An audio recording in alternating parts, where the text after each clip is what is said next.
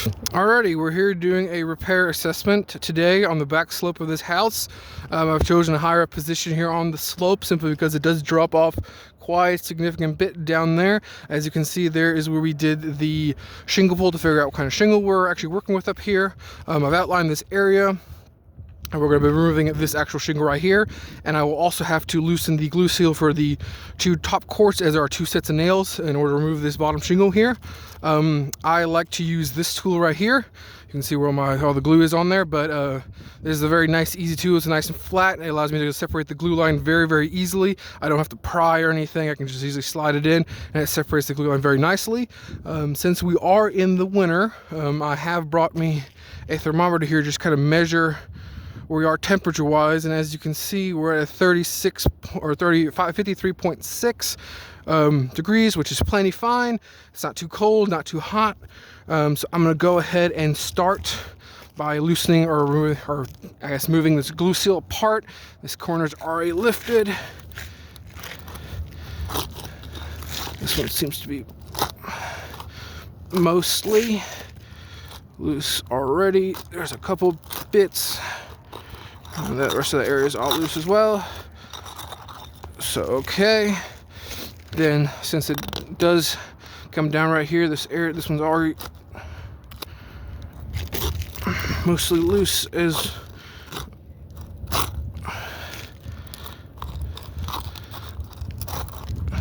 well. So that one's loose. Looks like there's already a small tear right there. This one's also already pretty loose. Let's just continue. Oh, there's some resistance.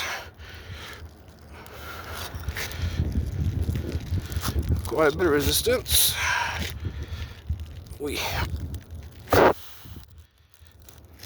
Trying to be as gentle as I can. So I can separate this glue seal really.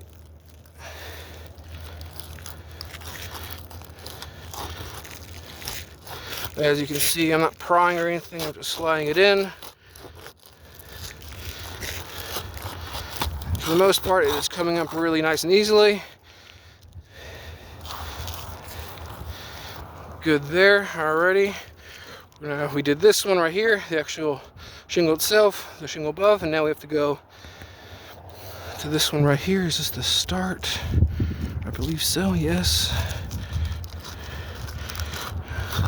Oh wow, it tore already really easily right here and right here. That was very little impact and it tore very easily. Oh.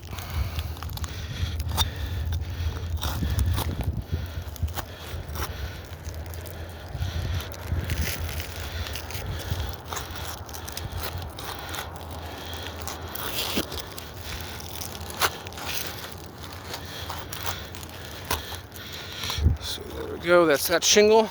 I do have to do this one as well, since you can see that's where it starts, so I have to access right here. So we're gonna go ahead and do the same thing. It seems to be separating pretty easily. There's some delamination right there. Oh.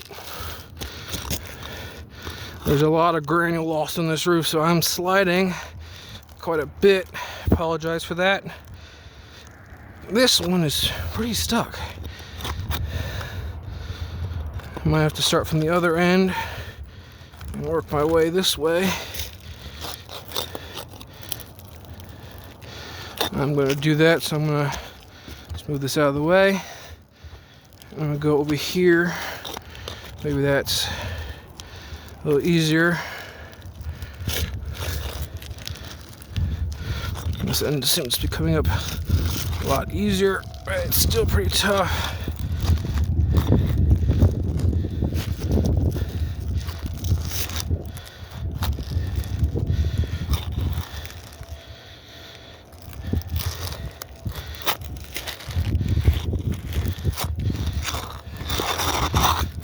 Okay, there we go. So that is the glue line separated for all the shingles that I needed. So far we have a couple of minor tears that occurred, but we're going to go ahead and start by removing the nails. So for that, I do have to lift up. I can see what I'm working with. Come on. Here's nail one. There should be a total of 4 per quart if installed correctly.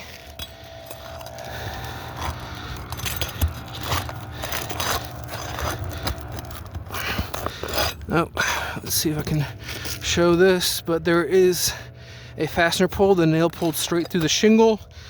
It's not very surprising, as I did notice some minor tears by very little effort or very little contact. So it doesn't seem that the shingle is super pliable.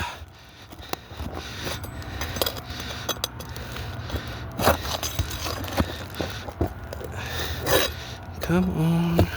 There we go. There's 3. There should be one more on this quart. Which is okay. There you go. There's our first 4 for the first quart. Now we're just gonna go one up above. Move these nails out of the way. So one up above. I don't need to remove all of them from the shingle, but just the correct ones.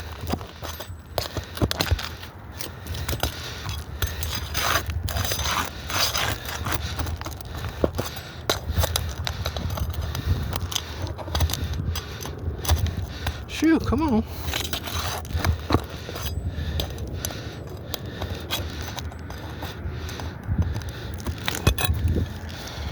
That's 2.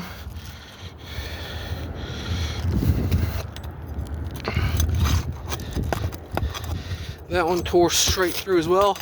You can see how loose that shingle is now. I don't have the nail just yet. So that one tore straight through. And here. And there's the same issue. As you can see how loose that is and how elevated it is because the nail is now underneath the shingle because it tore straight through. There is nail number 4 for the second quart, which means, there we go. And you can see nicely right now where the tears occurred. Right there, big old hole, or tore straight through. Right there, big old hole. You can see right here, right here, right there, right there. Those are nice small holes where it didn't tear through, but we do have 2 fastener pulls where the nail tore right through the shingle. Let's take a look at the back. There's, I don't see any real material transfer anywhere. There's some granules that got stuck to the glue, but that's nothing to be concerned about. And you can see, here's another really good view of the tear, where it just tore right through. There's a picture or a view of a no tear. So tear and no tear. So let's move this out of the way.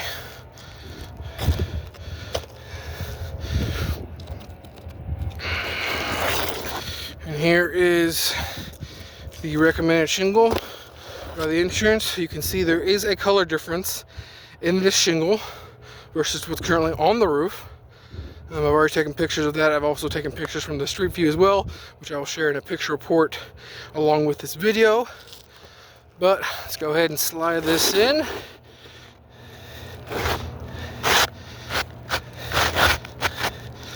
Let's see, it seems to be getting caught on, there we go.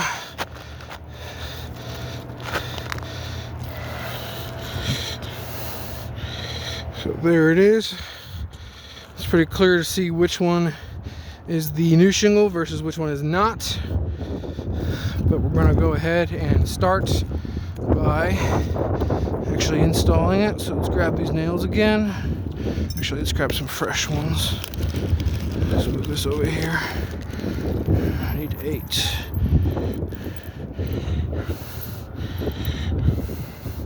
That is at least 8, so that'll do. Alrighty, well, so this here is a snake tool. This is recommended by most insurance companies for any kind of roof work. It's kind of what it looks like. There's your prying end, which is kind of universal. It's the same as the one I used. This here is for actually hammering in nails. So we're going to go ahead and use that. Again, we're going to put the nails exactly where we took them out at. The proper way to install a shingle is to put the nails right above the supposed glue line. So let's take a looky here. And I'll try and get a good angle of this. The shingle has a blue line, which indicates where you want to actually nail on. And you can see it's starting to already warp that shingle right there. And I'm right on it, so.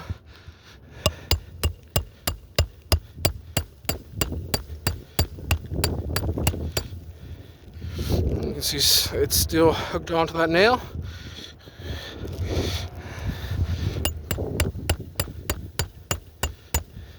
We're now flat.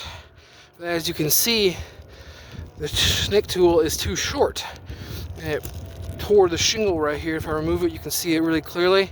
It tore the shingle. Also, let's go a little bit from a down view. There is now lift on that shingle because this area right here, down here, there's an extra lip, so you can't get the nail flush with this tool. I always like to demonstrate that with the first nail. So I will no longer be using this simply because it's damaging the shingle and is not getting the nail flush. So I'm gonna remove this tool over here and just do it by hand. We do have an additional tear now, and I do still have to manipulate the shingle. And if you can see, this one's nice and flush. This one has lip to it. So you have to go in and hammer it down.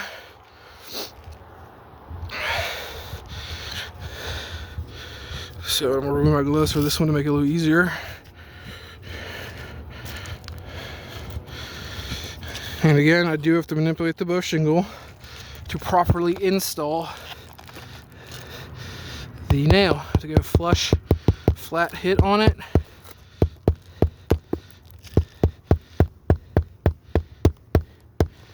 There's 2 nails.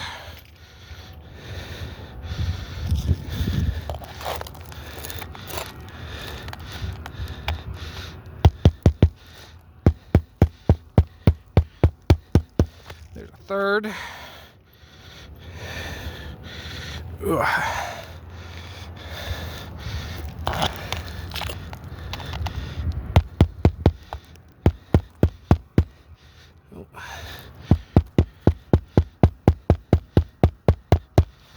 And a 4th, that's the first quart. We're gonna move up one more, do the exact same thing. We're just gonna start from this end over here. So, these are difficult to, slip there a little, my bad.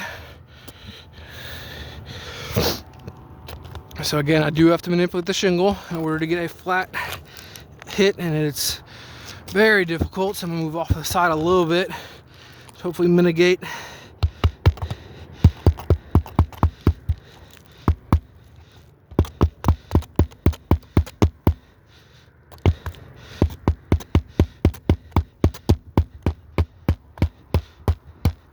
As you can see, that was very difficult. The shingle was not very flexible at all, making it, well, like I said, difficult to install. Let's continue. You can see how flexible this one was versus these older ones. There's that. Continue down the line. 2 more nails left. Ooh.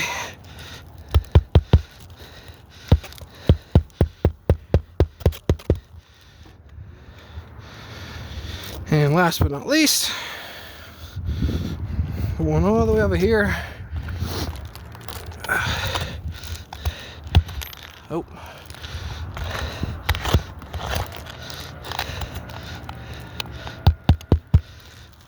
Yeah.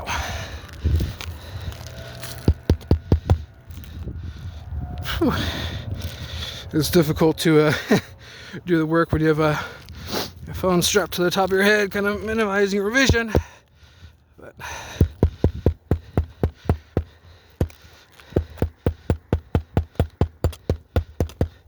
there we go. It's now installed.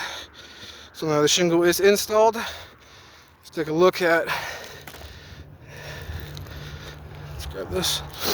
Let's take a look at the area. So obviously we've had several tears already. Fastener poles. Here's a tear right here.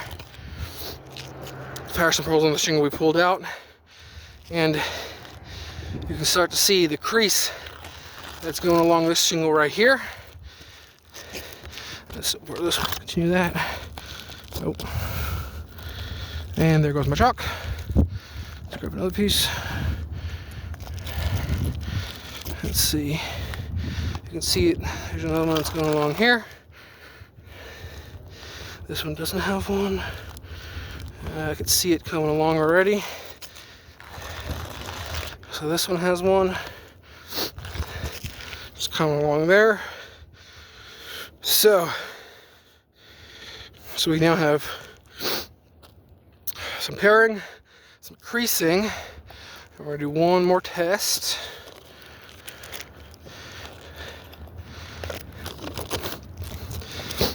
I set up a control area over there, but first we're gonna check this area out. This is always our work area. This is a soft bristled brush. It's just your standard painter's brush. And I'm gonna start brushing away. In our work area, you can see the massive amount. Actually, this uncovered the crease nicely, but you can see the massive amount of granule loss that occurred simply due to our repair.